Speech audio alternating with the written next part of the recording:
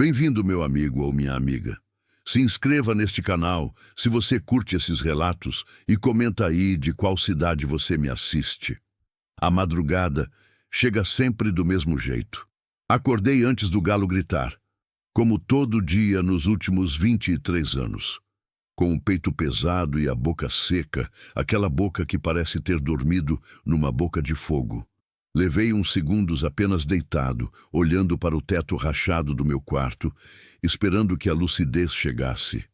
Ela chega devagar. Depois que você vive sozinho por muito tempo, a consciência não vem rápida. Vem com preguiça, como quem não tem pressa de enfrentar mais um dia igual ao anterior.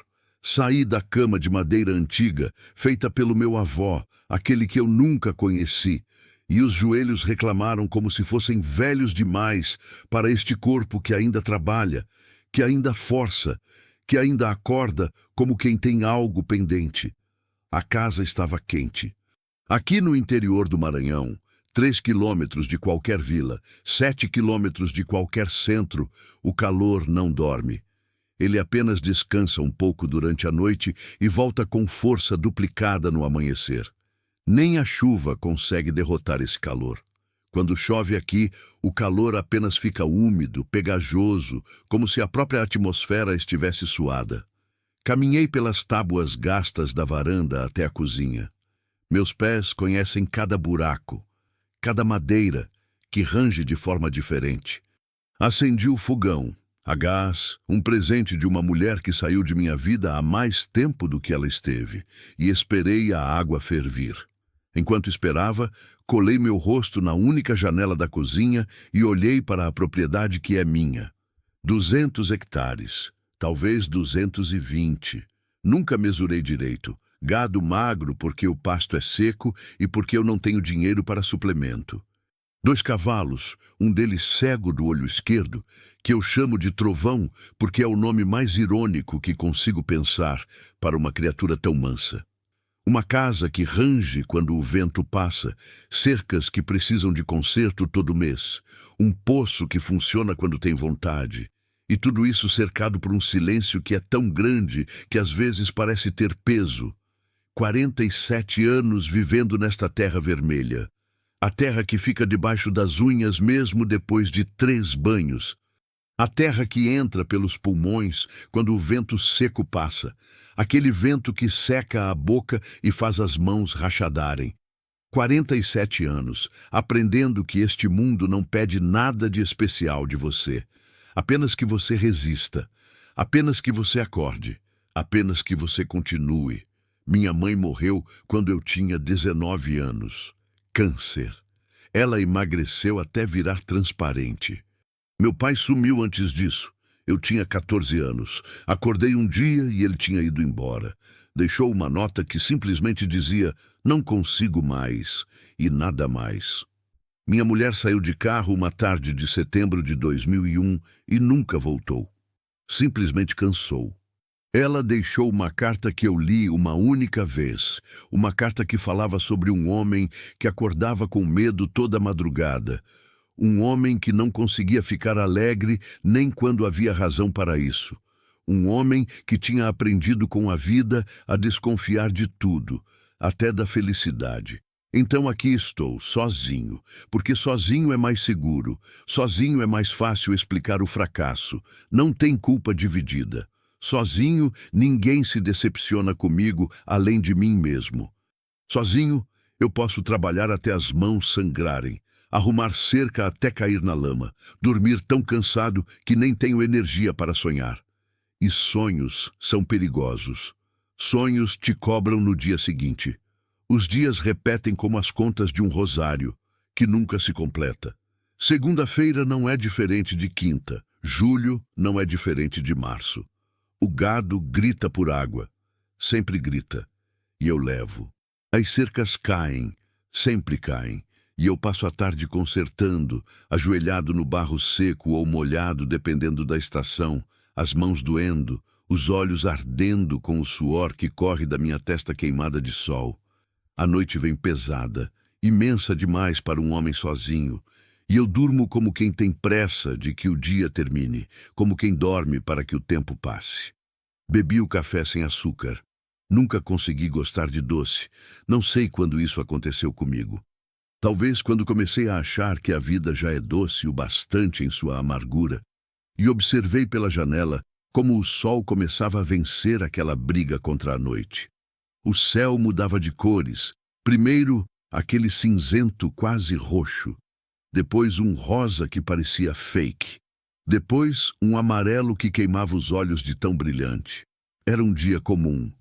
Um daqueles dias que nascem iguais a todos os outros que vieram antes. Eu não sabia que a vida estava prestes a bater na minha porta. Por volta das 3 da tarde, eu estava consertando a cerca do Pasto Norte, a mesma cerca que tinha caído na chuva de abril, quando ouvi o barulho. Não era carro. Raro demais por aqui. A estrada de terra que passa em frente à minha propriedade vê carro talvez uma vez por semana. Geralmente é alguém indo de um lugar pequeno para outro lugar pequeno, ambos igualmente vazios. Este barulho era outro, diferente. Irregular, como se algo ou alguém estivesse se movendo contra sua própria vontade, arrastando-se pelo chão quente. Levantei. As costas protestaram como sempre protestam. Deixei o martelo na terra e caminhei até a porteira. Essa porteira que eu mesmo fiz há 15 anos com madeira que peguei de uma casa que desabou. E parei. Lá estava ela, uma menina, não mais que 10 anos, talvez 11, sentada bem no meio da estrada, coberta de poeira vermelha que parecia ter absorvido o sangue da terra. Completamente descalça. Um vestido xadrez, azul e branco, rasgado em 3 lugares diferentes. Sozinha. Totalmente sozinha sob um sol que estava começando o seu melhor trabalho de queimar. Ela estava tremendo. Não era tremor de frio.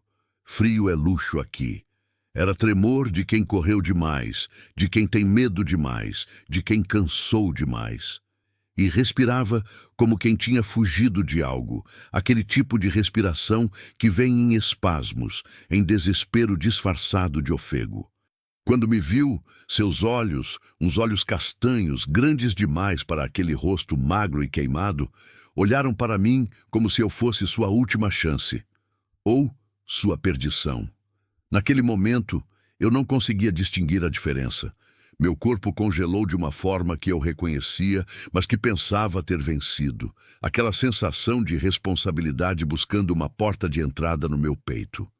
Aquela urgência que eu tinha enterrado fundo, junto com minhas outras falhas, outras fraquezas, outras vezes que não conseguia estar à altura do que a vida pedia. Oi, pequena, consegui dizer. Minha voz saindo rouca porque não uso ela muita coisa, porque converso com gado mais do que com pessoas. Você tá bem? Pergunta estúpida. A menina claramente não estava bem.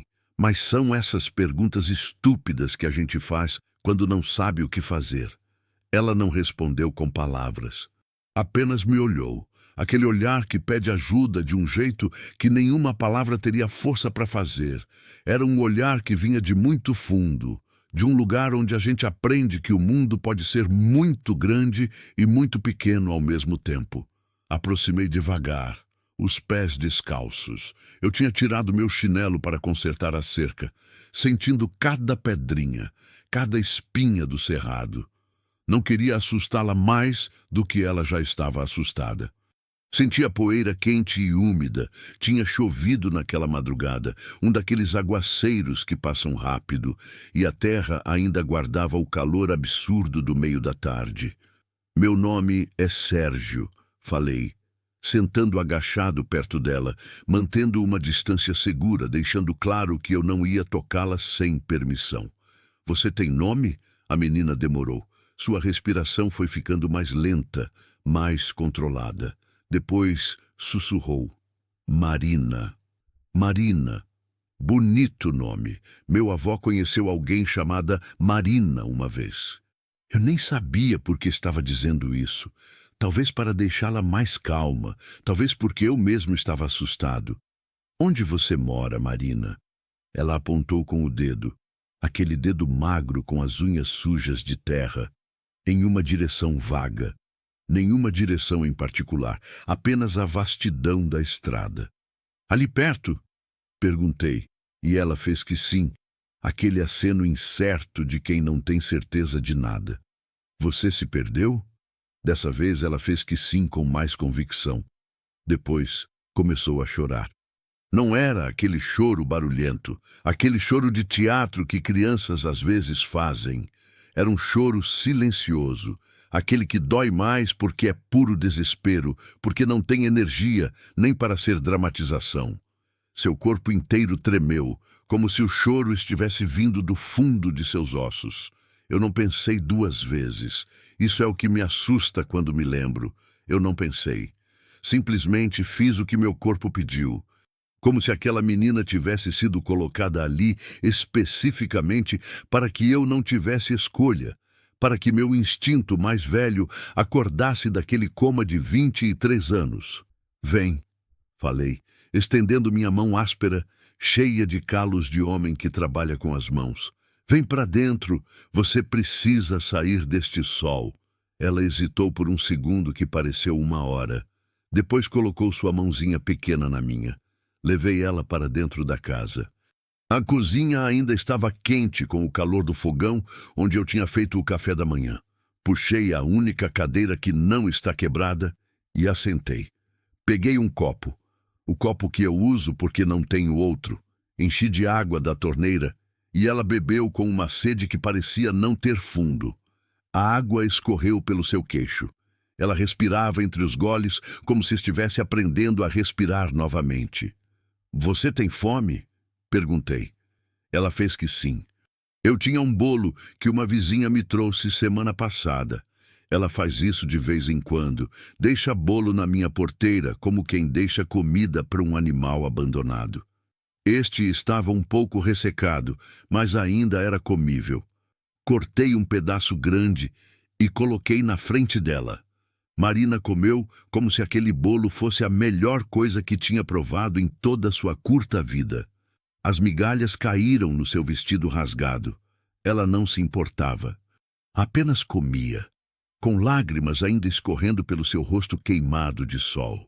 Quando ela terminou, examinou suas pernas. Havia pequenos cortes por toda parte. Aqueles cortes que vêm de andar descalço em terra cheia de gravetos e pedrinhas afiadas. A terra que pica e dói, mas que você não sente quando o medo é maior que a dor. Peguei um pano e água morna do fogão.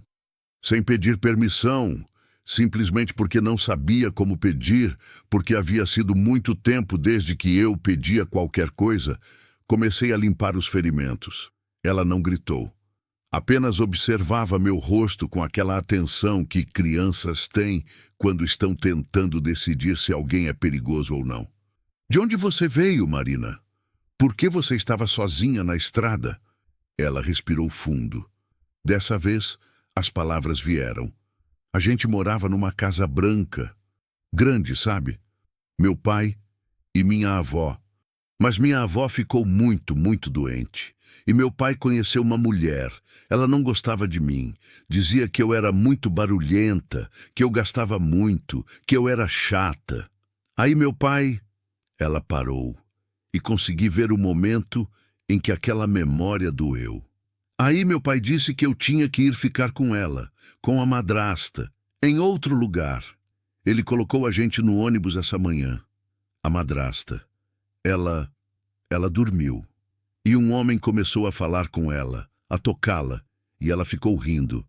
Aí eu tive muito medo. Medo de tudo. Pedi para descer. O ônibus parou. E quando ela não estava olhando, eu saí correndo. As palavras dela vinham desconectadas, como um quebra-cabeça que ela mesma não conseguia montar completamente. Mas a mensagem era clara demais para ser negada. Aquela menina tinha sido abandonada, colocada num ônibus e esquecida, deixada aos cuidados de uma pessoa que não a queria, descartada como algo que não presta. Senti aquela raiva velha acordar em mim. A raiva que eu conhecia bem, que tinha aprendido a controlar ao longo dos anos.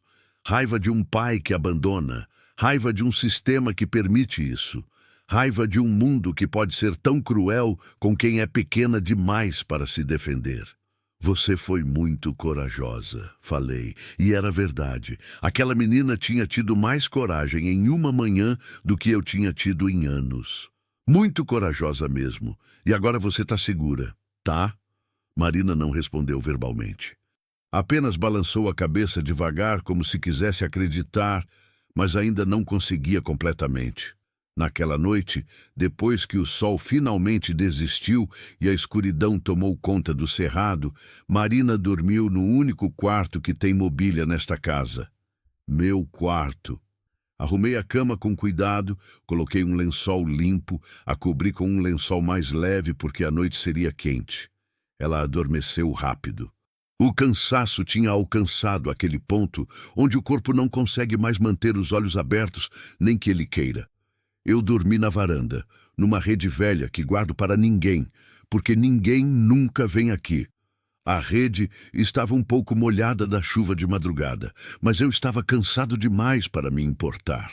Deitei ali, observando o céu impossível, tantas estrelas que parecia que alguém tinha jogado sal num pano preto. E ouvi Marina chorando, baixinho. Aquele choro silencioso que sai de quem está sonhando com coisa ruim, de quem está revivendo tudo aquilo de novo, mesmo enquanto dorme. Não fui até ela. Não sabia se deveria. Estava tão desacostumado com a presença de outras pessoas que não sabia qual era a coisa certa a fazer.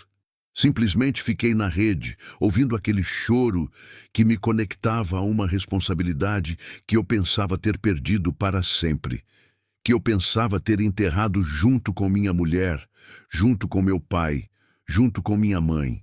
Fiquei acordado a noite toda e percebi que estava acordado, realmente acordado, pela primeira vez em 23 anos.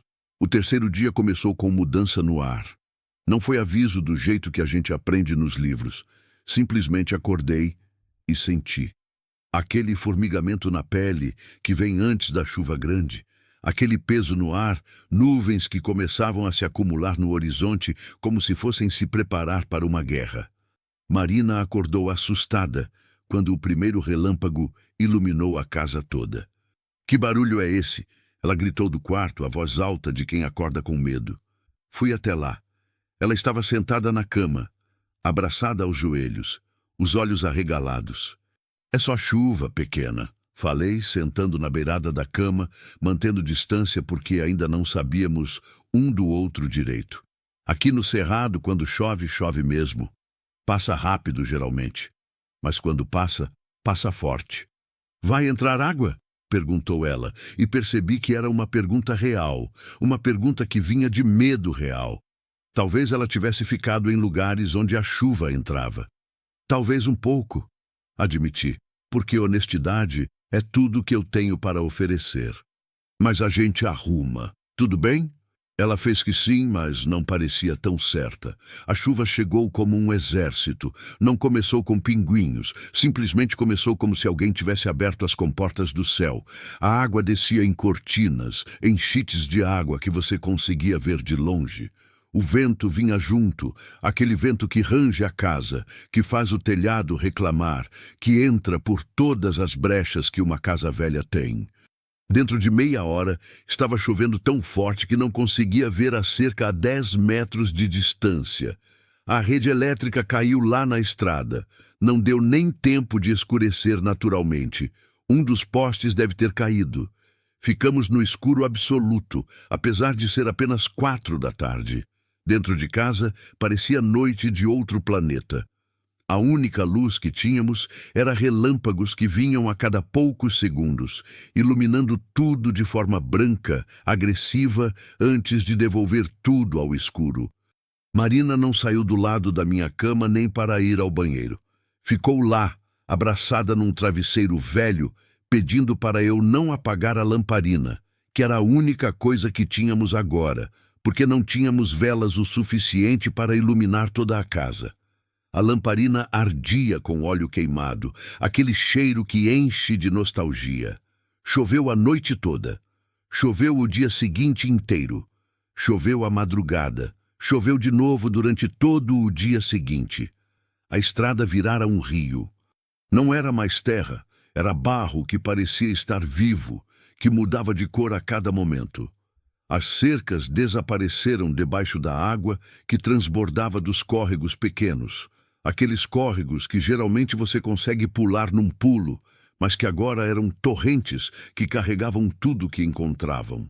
A minha casa fazia barulhos que eu nunca tinha ouvido fazer, rangidos que vinham de lugares que eu não sabia que existiam, estalos que soavam como se algo estivesse quebrando, como se a casa estivesse respirando com dificuldade, como se estivesse reclamando de ter que aguentar este peso. Coloquei baldes em todos os lugares onde a água começou a entrar. A cozinha virou uma pequena lagoa no canto. A varanda tinha água até o joelho, mas a gente aguentava. A gente estava seco onde contava, dentro do quarto. Na madrugada do terceiro dia de chuva contínua, Marina acordou queimando. Eu senti quando ela começou a tremer. Aquele tremor de quem está com febre, de quem está com frio apesar de estar coberto, daquele frio que vem de dentro, que não tem nada a ver com temperatura. Coloquei minha mão em sua testa. Queimava. Queimava demais. Febre. Aquela febre que faz a gente ficar com os olhos vidrados, vidrados, de uma forma que parece que você está olhando para outro mundo. Ela começou a chamar pelo pai, depois pela avó, depois por ninguém em particular. Apenas sons, apenas desespero, saindo da boca de uma criança que tinha aprendido que o mundo abandona. Meu coração acelerou de um jeito que senti que não conseguiria desacelerar. Senti aquela velha sensação de estar perdendo o controle, de estar em um lugar onde não posso fazer nada, de estar assistindo a algo ruim acontecer e não conseguir parar. Coloquei panos frios em sua testa. Dei água que ela não queria, porque a febre não quer água, quer só ficar ali queimando. Fiz chás de camomila com as folhas que eu guardava, camomila que minha mãe tinha plantado, que ainda crescia selvagem perto do poço, e ela bebia sem saber que estava bebendo, aquele tipo de bebida inconsciente, mas a febre não caía. Ela apenas tremia, suava, aquele suor que sai em cascatas, que encharca os lençóis. Chamava por pessoas que não viriam ajudar porque aquela menina tinha aprendido muito cedo uma lição que eu tinha levado 47 anos para aprender. Pessoas não vêm. Ao amanhecer do quarto dia, percebi que ela estava piorando, não melhorando, piorando. Sua respiração tinha mudado. Era mais fraca, como se ela estivesse tendo que trabalhar mais para cada respiração. Sua pele tinha uma cor que não era saudável. Seus olhos não abriam completamente mais. E eu estava completamente, totalmente sozinho. Sem telefone. As linhas tinham caído com os postes. Sem vizinhos próximos. A estrada era intransitável. Ninguém teria como chegar aqui mesmo que eu conseguisse chamar alguém. Sem carro. Motores não ligam nesta chuva, e mesmo que ligasse, não conseguiria sair da propriedade. Sem qualquer forma de comunicação com o resto do mundo. Sem médico. A cidade mais próxima ficava a 40 quilômetros. 40 quilômetros que pareciam 40.000 naquele momento. Foi quando senti meu passado inteiro bater na porta do meu peito. Minha mulher saindo. Aquele silêncio quando ela pegou a mala. Meu pai desaparecendo. Eu nunca soube se ele estava vivo ou morto. Minha mãe morrendo enquanto eu abraçava uma vontade de fazer mais e simplesmente não conseguindo. Tudo aquilo que eu tinha enterrado fundo, achando que tinha superado, acordou de repente, gritando dentro do meu peito.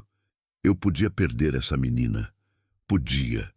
E seria tão fácil me convencer de que não era culpa minha, que ela já tinha chegado aqui doente, que o destino tinha seus próprios planos e que eu era apenas um instrumento dele, que alguns encontros estavam fadados a virar despedidas e que isso era o jeito que o mundo funcionava. Mas eu tinha feito uma escolha. Quando ela estava na estrada, eu poderia ter fingido não ver, poderia ter voltado para a cerca que estava consertando, poderia ter deixado para outro problema de outra pessoa. Eu tinha escolhido parar, e as escolhas têm peso. Passei aquela madrugada em claro, completamente, totalmente em claro, molhando seus lençóis úmidos de suor com água fria que eu puxava do poço, falando coisas que não faziam sentido para uma menina que talvez não pudesse me ouvir. Falei sobre a vida que ela teria, sobre como ela era forte, sobre como essa febre ia passar, porque ela precisava passar, porque o mundo ainda tinha coisas boas para mostrar para ela, porque ela merecia mais do que um ônibus e abandono. Prometi coisas que não deveria prometer, pedi para coisas que não vejo, em que não acredito, orei para um Deus que eu tinha perdido em 2001 quando minha mulher saiu dirigindo, e chorei. Chorei de um jeito que não tinha chorado desde aquele dia. Daquele jeito que sai de muito fundo, que faz o corpo todo tremer. De manhã cedo, quando o sol finalmente começou a vencer a chuva, porque até a chuva cansa eventualmente, percebi que a febre estava cedendo. Só um pouco, só alguns décimos, mas cedendo. E foi naquele momento, sentado ao lado daquela cama, vendo uma menina voltar lentamente de um lugar escuro, que compreendi o que significa estar vivo de verdade. Significa estar assustado o tempo todo. Significa estar responsável. Significa estar conectado de um jeito que não consigo desconectar. A chuva parou no 5º dia. Não gradualmente. Simplesmente parou. Como se alguém tivesse feito um interruptor. O sol voltou àquele amarelo quente, brutal, que queima a retina se você olhar por muito tempo. A lama começou a enxugar, não rapidamente, porque o cerrado não seca rápido de verdade, mas começou. A estrada virou um poço de poeira novamente, daquele jeito que parecia que tinha tido chuva em outro planeta, não aqui. Marina acordou com a febre longe, realmente longe. Seus olhos estavam claros novamente, aquele azul castanho que tinha visto no primeiro dia. Mas ela estava fraca demais para sair da cama, fraca demais para ficar de pé, fraca demais para fazer nada além de respirar e existir. Água, pediu ela, e essa única palavra custou esforço. Levei. A segurei enquanto ela bebia devagar, derramando um pouco no pescoço, naquele jeito infantil e indefeso. Ela me olhou, aquele olhar que tinha mudado, que já não tinha aquele medo selvagem do primeiro dia. Você ficou aqui o tempo todo? Perguntou, apontando para a cadeira ao lado da cama onde eu tinha dormido. Se é que isso pode ser chamado de dormir. Fiquei, confirmei. Por quê? Eu não sabia responder isso direito. Olhei pela janela para a propriedade que agora era lama e poeira, para o gado que tinha se abrigado embaixo das árvores, para as cercas que ainda de alguma forma continuavam em pé. Depois, olhei de volta para ela. Porque quando você estava aqui, você não estava mais sozinha. E eu não consegui deixar você sozinha. Vi algo mudar no rosto dela. Não era alegria. Ainda era cedo para alegria. Era algo mais profundo. Era alguém aprendendo que talvez o mundo não fosse apenas um lugar que abandona as pessoas. Talvez houvesse espaço também para quem fica. Levei 2 dias para conseguir comunicação com o resto do mundo. A estrada secou o suficiente para que eu conseguisse levar Trovão, aquele cavalo cego de um olho, até ao vilarejo mais próximo. Era um vilarejo tão pequeno que tinha apenas 1,5 ruas. Mas tinha uma escola, tinha um telefone público, tinha um assistente social que vinha 1 vez por mês. Consegui comunicação, consegui ajuda, consegui informações. A verdade foi dura como pedra. Ninguém a queria. Nem o pai biológico, que aparentemente tinha sumido tão completamente quanto meu pai tinha desaparecido de minha vida. Nem a avó, que estava internada numa cidade grande, doente demais para cuidar de qualquer coisa. Nem a madrasta, que disse por telefone que a menina era problema de outra pessoa. Nem qualquer outra pessoa que conseguimos rastrear através de assistentes sociais e registros de cartório. Marina tinha vindo até minha porta porque não tinha nenhum outro lugar para vir. Tinha sido colocada num ônibus e simplesmente deixada, como um objeto que ninguém queria mais. Isso me fez pensar em quantas outras Marinas estão sendo deixadas em estradas por esse Brasil afora. Quantas crianças aprendem tão cedo que ninguém as quer. Quantas vezes o destino bate na porta de alguém e essa pessoa tem a coragem de parar. Levei 3 semanas para conseguir todos os papéis legais. 3 semanas de ir até o vilarejo, de falar com assistentes sociais, de assinar documentos que tinham palavras que eu precisava que alguém explicasse para mim. Mas consegui. A burocracia, assim como tudo na vida, é fácil se você insistir o suficiente. No final de outubro, sentei com Marina na varanda, vendo o cerrado começar a secar de verdade. A chuva tinha passado, o calor tinha voltado, os grilos tinham voltado, o mundo tinha voltado ao seu normal. Preciso ser honesto com você, comecei, não sabendo direito como dizer isso. Eu não sou um homem fácil, sou sozinho há muito tempo. Tenho muito silêncio dentro de mim. Tenho medos que são muito velhos. Tenho uma mãe que morreu, um pai que desapareceu, uma mulher que saiu direto do meu peito sem avisar. Tenho muitas coisas ruins dentro de mim que talvez você um dia descubra e se arrependa. Marina me olhou. Seus olhos tinham crescido com aquelas 3 semanas. Não apenas os olhos, ela tinha crescido toda. De um jeito que não era físico. Era como se aquela menina tivesse envelhecido e rejuvenescido ao mesmo tempo. Mas, continuei respirando fundo, soltando algo que estava preso. Se você quiser, pode ficar. De verdade. Legalmente tudo bem. Eu consigo fazer funcionar.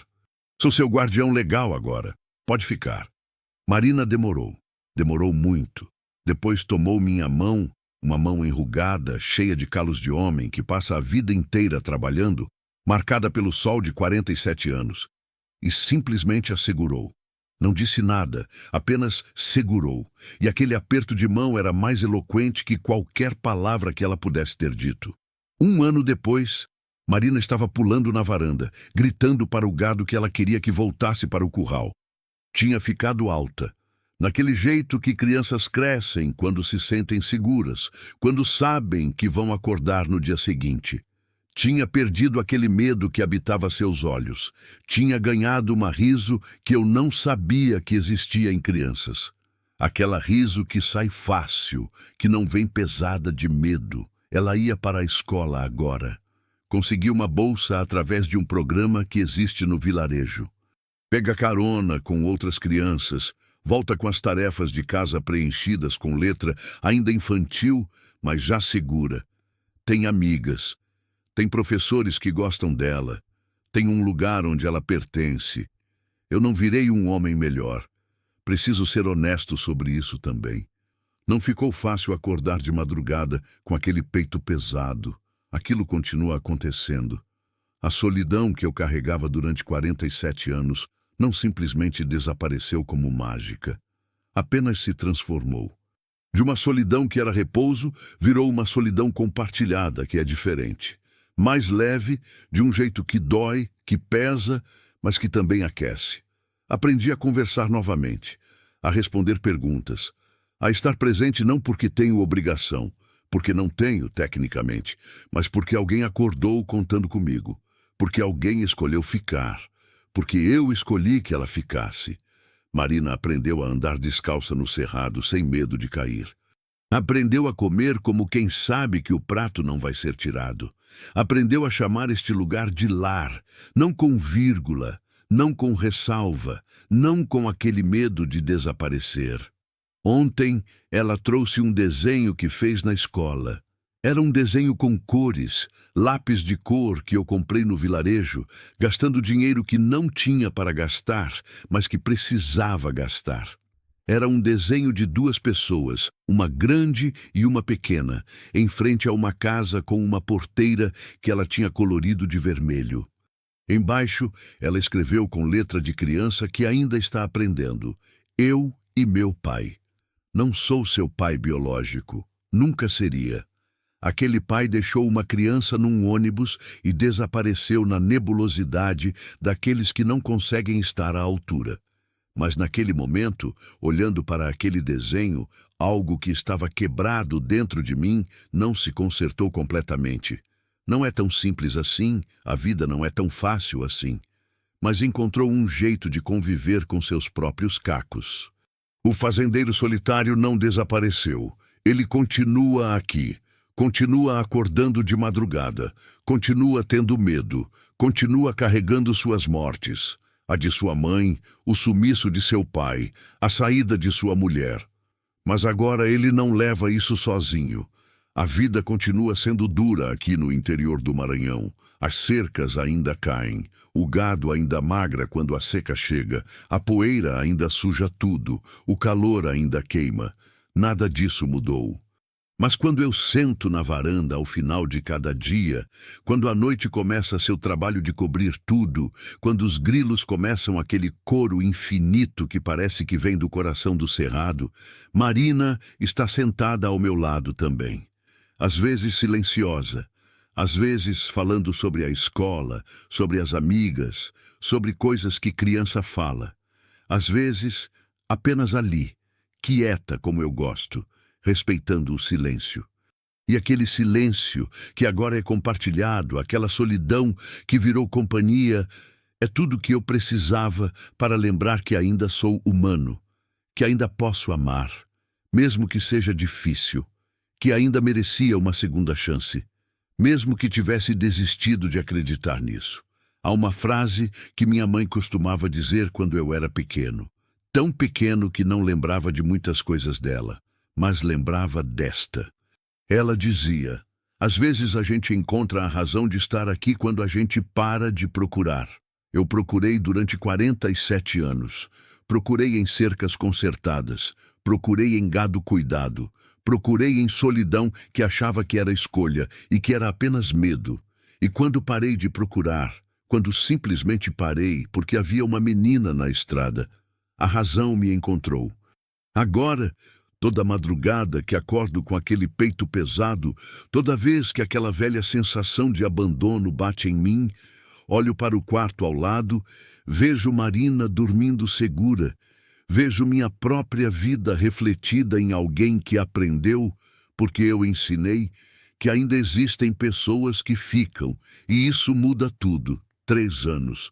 Foram 3 anos desde aquela tarde de maio quando Marina apareceu na estrada coberta de poeira vermelha. 3 anos que passaram de um jeito que não consigo explicar bem. Rápido demais e lento demais ao mesmo tempo. Aquele jeito que o tempo funciona quando você está vivendo algo real. Estou sentado aqui na varanda, num fim de tarde de agosto, observando Marina fazer os deveres de casa. Ela tem 13 anos agora.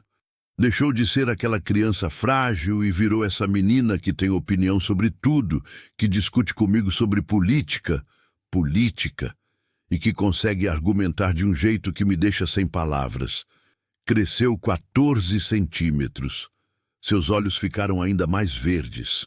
Não eram verdes. Sempre foram castanhos, mas parecem mais brilhantes agora, cheios de futuro.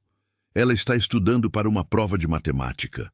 Sua língua sai um pouco pela boca quando ela está concentrada. Herança genética que ela não tem de mim, que é só dela, que é de um mundo que eu não conheço completamente, mas que ela está descobrindo todos os dias. Preciso contar sobre esses 3 anos. Preciso, porque não são anos que passaram sem deixar marcas. Não são anos que foram só continuação do primeiro ano. Foram anos de mudança tão profunda que às vezes não reconheço nem a mim mesmo quando olho no espelho. O primeiro ano completo, aprender a ser 2. Os primeiros meses foram os mais difíceis, contrário ao que eu esperava. Eu pensava que depois que a febre passou, depois que Marina se recuperou, as coisas ficariam fáceis. Que ter alguém aqui significaria que eu finalmente teria resolvido aquela sensação de vazio que me perseguia, que a solidão simplesmente desapareceria, como se fosse um hóspede que finalmente decidisse sair da casa. Mas a solidão não funciona assim. A solidão é mais traiçoeira. Ela não sai quando você quer. Ela apenas muda de forma, muda de cor, muda de peso. Às vezes fica mais pesada porque agora você tem alguém para decepcionar, tem alguém para falhar, tem alguém que depende de você acordar com aquele peito pesado e, mesmo assim, continuar acordando. Os primeiros meses foram sobre aprender a conviver, aprender a não comer sozinho, porque mesmo quando Marina não comia comigo, eu precisava comer com ela ali, sentada do outro lado da mesa. Aprender a não trabalhar o dia inteiro, porque havia aquela hora em que ela voltava da escola e eu precisava estar aqui. Aprender a falar, porque 23 anos de silêncio não desaparecem só porque há uma criança gritando histórias sobre o que aconteceu na aula. Houve dias em que eu simplesmente não conseguia. Dias em que acordava pior do que o normal. E aquele peito pesado ficava tão pesado que parecia que meu coração tinha triplicado de tamanho. Naqueles dias, eu saía para trabalhar e ficava lá, na cerca, no gado, em qualquer lugar, até tarde demais, porque enfrentar aquele silêncio dentro de casa, com alguém lá, era mais assustador do que aquele silêncio sozinho. Marina compreendeu. Não porque eu explicasse, porque eu não conseguia explicar. Simplesmente compreendeu. Ela deixava minha comida pronta, fazia o dever de casa sozinha. Dormia sem falar comigo o dia inteiro quando era um daqueles dias. Com o tempo, aquilo que parecia impossível começou a ficar possível. Começou pequeno. Uma conversa sobre como foi a aula, uma risada quando eu contava uma história boba sobre trovão comendo a comida de um vizinho. Um abraço antes de dormir, que a princípio eu não sabia como receber, porque ninguém havia me abraçado desde minha mãe, mas que eventualmente virou a melhor parte do meu dia. A escola e o mundo. Além da porteira Marina, começou na escola já acostumada com a ideia de estar diferente das outras crianças. Ela não era como os outros. Vinha de uma fazenda isolada. Tinha um pai, guardião legal, que era um homem estranho, solitário, que toda vez que ia à reunião de pais parecia desconfortável, como se estivesse numa língua estrangeira. Ela não tinha mãe. Sua história era pública demais no vilarejo. Aquele tipo de história que passa de boca em boca, que cresce na medida que passa. A menina que foi abandonada. Aquela menina que o fazendeiro solitário salvou. A menina que quase morreu de febre. Mas Marina, ao invés de se envergonhar disso, fez aquilo funcionar para ela. De um jeito que eu nunca consegui fazer com minha própria história. Ela contava para os colegas sobre a fazenda. Levava desenhos que fazia aqui. Convidava amigas para vir aqui aos finais de semana. E, de repente, minha casa, aquela casa que tinha sido um túmulo pelos últimos 23 anos, virou um lugar onde crianças vinham brincar. E isso me apavorava. Completamente, absolutamente apavorava. Mas você não pode dizer não para uma menina que descobriu que gosta de ter amigas. Você não pode negar isso. Então eu aprendi a conviver com ruído, com risadas que ecoam nas paredes que tinha aprendido a gostar vazias.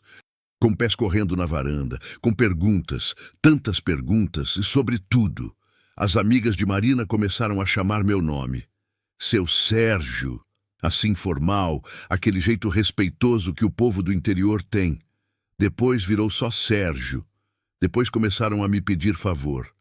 Seu Sérgio, você consegue consertar meu moletom que rasgou? Seu Sérgio, como que planta mandioca? Seu Sérgio, você já viu um tornado de verdade? E eu, inexplicavelmente, respondia. Consertava moletom, aprendendo a costurar, coisa que minha mãe tinha tentado me ensinar quando eu era criança e eu tinha recusado. Explicava sobre plantação, contava histórias de tempestades. Virei, sem perceber direito, quando uma espécie de figura paterna para mais de uma menina. O que é estranho, porque eu tinha passado 23 anos sem conseguir ser figura paterna nem para mim mesmo. O segundo ano. Mudanças inesperadas. No segundo ano de Marina aqui, algo começou a mudar em mim que eu não conseguia nomear. Não era uma mudança dramática. Não acordei um dia e decidi que a vida era bonita. Não tive aquele momento de epifania que as histórias bonitas falam. Mas havia pequenas coisas que começaram a acontecer. Comecei a sair da propriedade com menos relutância. Ia ao vilarejo não só quando precisava, mas porque precisava. Comprar coisas que Marina pedia. Roupas de escola, livros, um microscópio de brinquedo porque ela se interessou por biologia, coisas que eu não teria gasto dinheiro antes. Comecei a conversar com pessoas, de verdade, não aquele "Oi, tudo bem?" automático. Começava conversas, perguntava sobre vidas, ouvia histórias. Dona Margarida, que vende no mercado, começou a me guardar as melhores frutas porque sabia que Marina gostava de manga. O padre da igreja, eu não sou particularmente religioso, mas começou a fazer diferença estar em um espaço onde outras pessoas estão. Começou a acenar para mim. Tudo isso porque uma menina apareceu na minha estrada. Mas não era só o exterior que estava mudando. Havia algo acontecendo internamente que era mais profundo.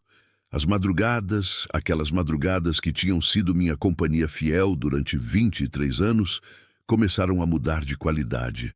Eu ainda acordava com aquele peito pesado. Isso não desapareceu. Mas havia agora algo diferente. Havia a consciência de que quando o amanhecer chegasse, haveria uma pessoa aqui. Alguém que dependia de mim acordar. Alguém que precisava que eu fosse gente. Isso muda tudo. Porque a solidão, quando é só sua, é uma coisa. É um conforto até, naquele jeito doentio.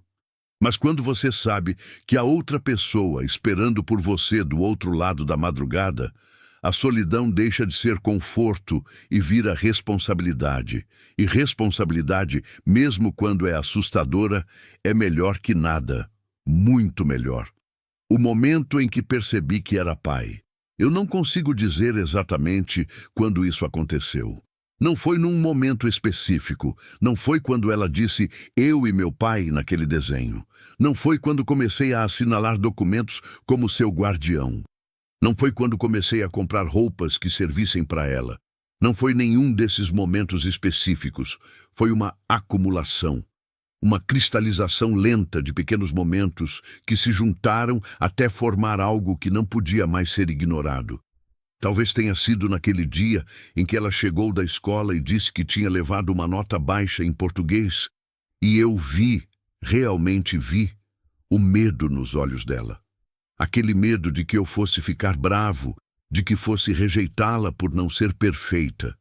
E quando eu sentei com ela, sem ficar bravo, apenas ajudando a fazer o dever melhor, percebi que ela estava esperando por anos, em seus poucos anos, que alguém estivesse ali sem julgamento. Talvez tenha sido naquela noite em que ela acordou com pesadelo.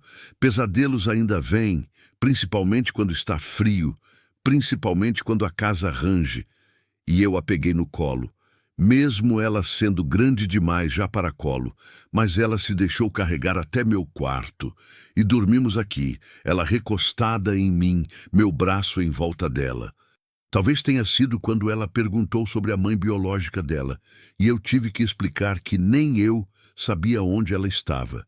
E ela fez uma expressão que era ao mesmo tempo triste e aliviada, como se finalmente tivesse permissão de parar de esperar por alguém que nunca vinha. Ou talvez tenha sido simplesmente quando eu percebi que a primeira coisa que faço quando acordo é pensar nela, pensar em como ela dormiu, se vai precisar de algo, se está bem.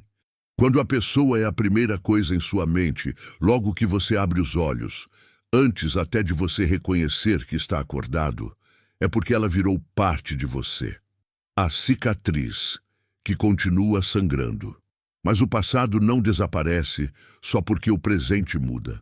Há ainda momentos em que eu acordo, principalmente em noites em que a chuva bate nas janelas, principalmente quando há tempestade, em que a angústia é tanta que consigo quase não respirar. A angústia de um homem cuja mãe morreu, de um homem cujo pai desapareceu, de um homem cuja esposa deixou uma nota e saiu direto. Há momentos em que eu ainda penso, e se eu desapareço também? E se um dia acordar e perceber que não consigo mais? E se Marina acordar e descobrir que tem um pai que é apenas um homem quebrado, que acorda algumas madrugadas tão desesperado que mal consegue pensar? A responsabilidade de ser pai para alguém, para mim, é carregar o peso de saber que ela depende de você não desistir. E desistir sempre parece uma opção tão mais fácil. Há uma noite que eu nunca conto direito para Marina, uma noite no segundo ano. Uma noite em que eu estava particularmente ruim. Aquele tipo de ruim que vem sem aviso, que toma você completamente, que faz você questionar por que continua acordando. Sai de casa, peguei Trovão, aquele cavalo que já está tão velho quanto eu, e sai cavalgando para o cerrado escuro. Não tinha direção, apenas queria não estar aqui. Queria estar em qualquer lugar menos aqui, menos responsável, menos pai. Cavalgaria a noite inteira. Cavalgaria até que o corpo desistisse ou a mente parasse de gritar. Mas Marina acordou e viu minha ausência. Ela tinha uns 10 anos quando se foi. Não, tinha uns 13. E mesmo assim fez algo que nenhuma criança deveria fazer. Ela pegou a bicicleta velha que a gente tinha, uma bicicleta que eu tinha consertado para ela, e saiu atrás de mim no escuro. Saiu sozinha, numa estrada que não conhecia bem, à procura de um homem que estava tentando desaparecer. Ela me encontrou à beira de um córrego que eu nem sabia que estava ali.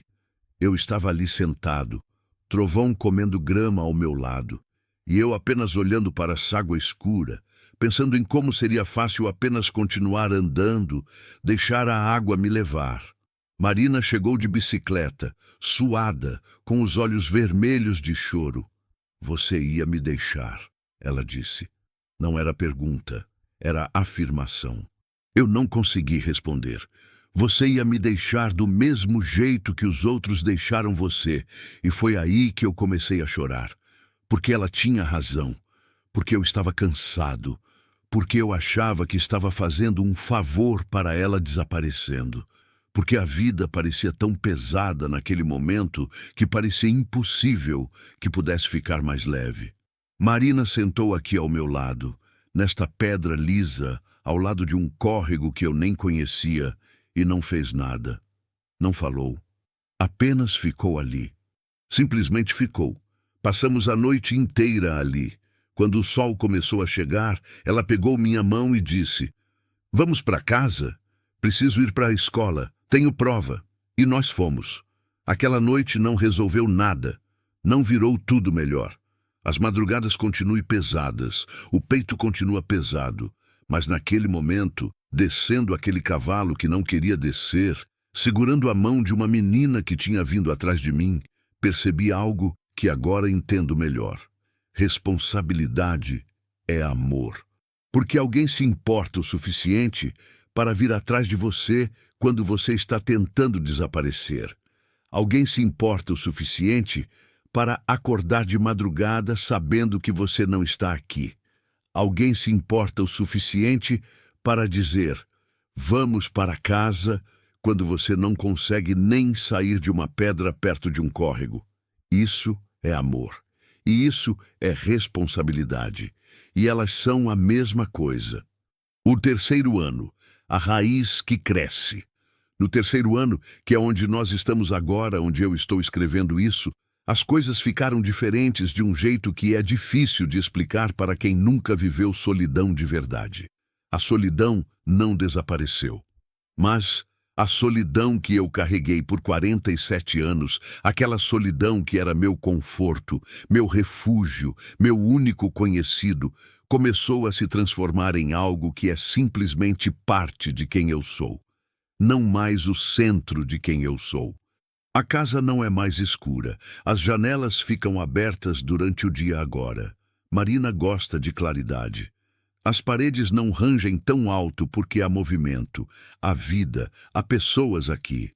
O silêncio ainda existe, mas é um silêncio diferente. É um silêncio que escolhemos compartilhar, não um silêncio que fomos forçados a carregar. Meu corpo também mudou. Meu rosto tem mais rugas, não porque estou mais velho, mas porque sorrio mais agora.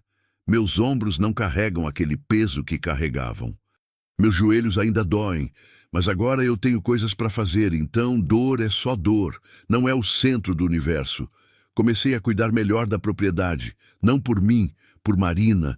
Ela mereceria herdar algo que não é apenas terra queimada e cercas caindo. Então comecei.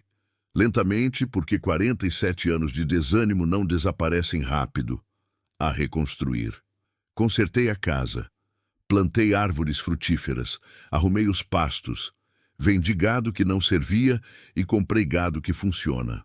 As pessoas do vilarejo começaram a notar, começaram a dizer, daquele jeito que povo do interior tem de falar, que aquele fazendeiro solitário lá finalmente acordou. Eles não sabem como está sendo difícil, como cada dia é uma luta para não voltar para aquela escuridão. Mas você não pode dizer isso para ninguém. Você apenas continua, você apenas acorda. Marina, aos 13 anos. Minha filha, porque agora consigo chamar assim, consigo pensar assim. É uma menina complicada em todos os jeitos possíveis. Ela herdou o meu temperamento. É difícil, teimosa, tem uma tristeza que ela tenta esconder, mas que às vezes aparece quando ela acha que ninguém está olhando. Ela acordava sozinha em um ônibus. Ela foi deixada por um pai e rejeitada por uma madrasta. Essas coisas não desaparecem. Elas só viram parte de quem ela é. Mas ela também herdou, não biologicamente porque somos dessa forma, algo meu que eu nunca tinha percebido que era bom. Ela tem coragem, uma coragem que não é ruidosa, uma coragem que é silenciosa, que é apenas o ato de continuar. De acordar, de ir para a escola, de fazer o dever, de acreditar que o dia seguinte vai ser um pouco melhor. Ela é inteligente de um jeito que às vezes me assusta, tira notas altas. Quer ser professora? Ela quer ensinar outras crianças que viram abandono, que viram crueleza, que como ela talvez ache que não merecem mais do que estrada de terra e solidão. Ela é bonita, apesar de não gostar de ser bonita. Acho que as meninas que conhecem abandono nunca aprendem a confiar em sua própria beleza, por medo de que seja usada. Mas ela o é. Alta agora, pele clara com sardas, olhos que mudam de cor dependendo da luz. Às vezes castanhos, às vezes verdes. Os meninos começaram a olhar para ela. Isso deixa meu coração acelerado de um jeito que eu não sou completamente confortável em admitir. Há um menino chamado Pedro que às vezes vem aqui ajudar com os reparos, e eu tenho que lutar comigo mesmo para não ser protetor demais, para não ser aquele pai que é possessivo, porque eu quero que ela tenha uma vida que eu não tive, eu quero que ela saia daqui, ou não, se ela quiser ficar, mas que seja escolha dela. Eu quero que ela conheça mundo além do cerrado. Quero que ela tenha relacionamentos que são feitos de escolha, não de obrigação. Quero que ela encontre alguém ou ninguém, se esse for o jeito que ela quer viver, que a ama pelo jeito que ela é, quebrada e toda. As coisas que não mudam. Mas preciso ser honesto. Não é tudo transformação e arcos narrativos bonitos. Há ainda noites em que meu passado vem me visitar. Sonhos com minha mãe. Pesadelos onde meu pai volta e me pede desculpas. Desculpas que ele nunca dará de verdade. Pensamentos sobre minha mulher. Questionamentos de por que ela não conseguiu ficar. Quem eu era que não era suficiente. Há ainda dias em que eu acordo e aquele peito pesado está tão pesado que quase custa respirar. Dias em que a solidão, mesmo com Marina aqui, é tão grande que parece impossível. Dias em que eu penso que vou fazer algo estúpido se não tiver cuidado. Nessas dias, Marina sabe. Ela não sabe por que eu falo, porque eu ainda não consigo falar sobre isso, mas ela sabe, simplesmente sabe. Ela fica mais quieta, faz meu chá favorito, senta comigo na varanda sem falar. Às vezes faz um desenho e deixa aqui para eu achar. Desenhos de nós dois, desenhos de casas, desenhos de futuro. E mesmo que isso não faça tudo desaparecer, faz diferença. Diferença enorme. A conversa que precisávamos ter. Há alguns meses, Marina chegou aqui com uma pergunta que eu sabia que vinha chegar, mas que ainda assim não estava preparado. Por que você se escolheu para isso? Ela perguntou. Ela estava fazendo o dever de casa, mas essa pergunta saiu de repente, como se tivesse estado ali muito tempo esperando para ser dita. Escolher para quê? Para me cuidar. Você poderia ter chamado assistente social. Poderia ter deixado para pessoas que sabem fazer isso. Por que você? Levei tempo para responder. A verdade é que eu não sou a pessoa mais qualificada para cuidar de uma criança. Não tenho paciência natural. Não tenho aquele jeito fácil que algumas pessoas têm. Não tenho família, não tenho experiência. Sou apenas um homem quebrado que fez uma escolha. Porque, comecei, procurando as palavras certas. Quando você estava na estrada, alguém precisava parar. E eu estava ali. Não é mais complicado que isso. Mas você poderia ter continuado direto. Sim, poderia. Por que você não? E aí estava. A pergunta que define tudo. Por que eu não continuei? Por que parei? Por que escolhi levar aquele peso? Por que escolhi deixar de ser feliz em minha infelicidade? Porque, falei, olhando para ela, para essa menina que salvei, que me salvou de volta, você merecia que alguém parasse, você merecia que alguém escolhesse ficar, e eu precisava aprender isso também. Marina fez que sim, lentamente, como se aquela resposta resolvesse algo dentro dela que estava desresolvido. Eu tenho medo, ela disse depois, que um dia você se arrependa. Eu já me arrependi de muitas coisas na minha vida. Você não é uma delas, e era verdade. Quando eu penso na minha vida, 47 anos divididos em duas partes, antes e depois de Marina, a única coisa que eu não me arrependo é de ter parado naquele dia. Tudo mais, as escolhas erradas, os relacionamentos que falharam, o tempo que desperdicei em solidão, eu questiono. Mas não isso. O que meu pai não soube. Há uma coisa que eu nunca conto para Marina, porque é meu segredo, não dela. Depois que meu pai desapareceu, minha mãe tentou me explicar. Eu tinha 14 anos. Ela disse que às vezes as pessoas têm dentro delas uma escuridão tão grande que simplesmente não conseguem conviver com outras pessoas, que aquilo não era culpa minha. Que amei, mas que o amor dele mesmo, que a solidão que ele carregava era maior que qualquer conexão que ele pudesse fazer. Minha mãe morreu 5 anos depois. Ela falava, mesmo antes de morrer, sobre como tinha medo de que eu herdasse aquela escuridão. Tinha medo de que eu também desaparecesse um dia. Bem, eu quase desapareci. Levei 47 anos, mas quase desapareci. Se Marina não tivesse vindo até minha porta, se eu não tivesse parado naquela estrada, eu teria desaparecido. Não fisicamente, eu teria continuado vivo, continuado acordando, continuado trabalhando, mas interiormente seria como meu pai. Seria um fantasma em uma casa vazia. Marina, sem saber, resolveu isso. Marina, pelo simples fato de existir, de estar aqui, de me dar responsabilidade, me salvou da escuridão que meu pai não conseguiu escapar. E isso, para mim, é a coisa mais importante que eu posso dizer. O vilarejo inteiro mudou. Não é só minha vida que mudou. O vilarejo inteiro, de um jeito estranho, é diferente.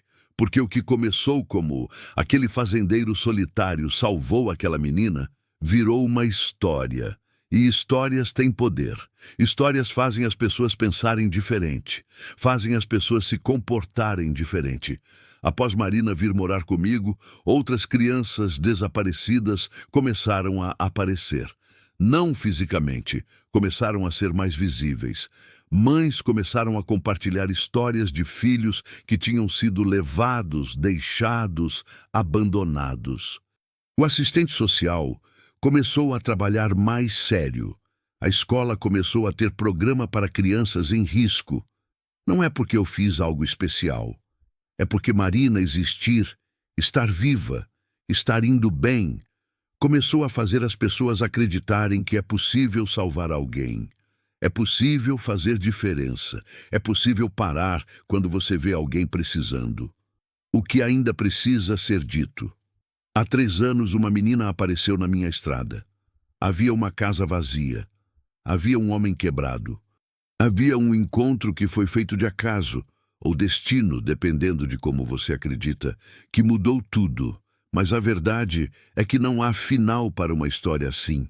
Não há encerramento onde tudo está resolvido e todos são felizes. A vida continua. As madrugadas continuam pesadas, os traumas não desaparecem, as cicatrizes cicatrizam, mas deixam marca. O que mudou é que agora eu não estou mais sozinho nessa jornada.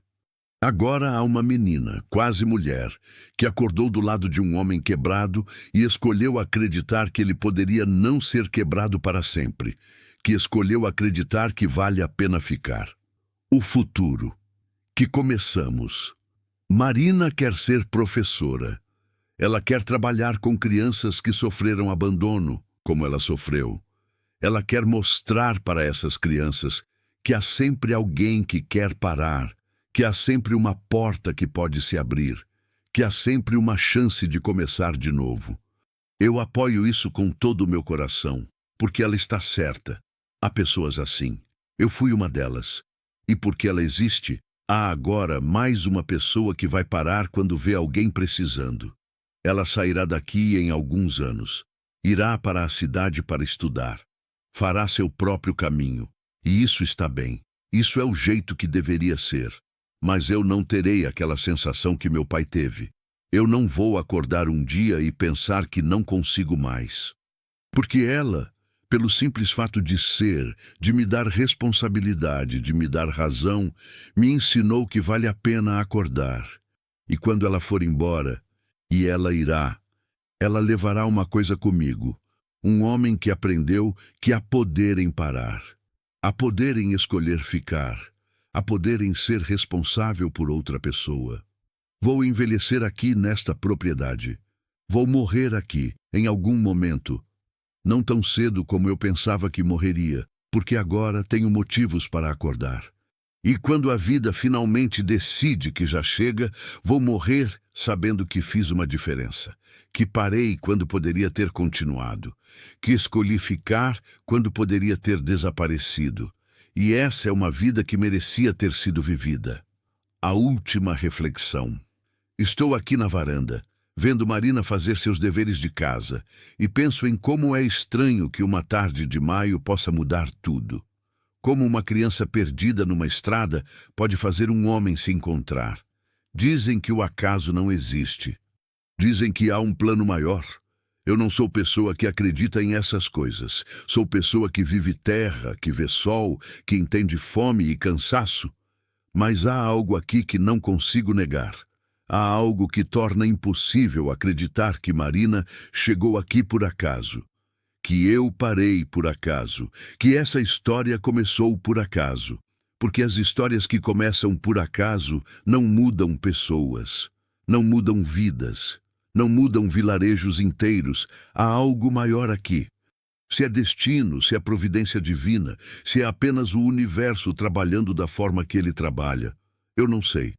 Mas sei que estou aqui, que ela está aqui, que sobrevivemos juntos, e que amanhã, quando acordar com aquele peito pesado, vou apenas seguir em frente porque há alguém aqui que precisa que eu siga em frente.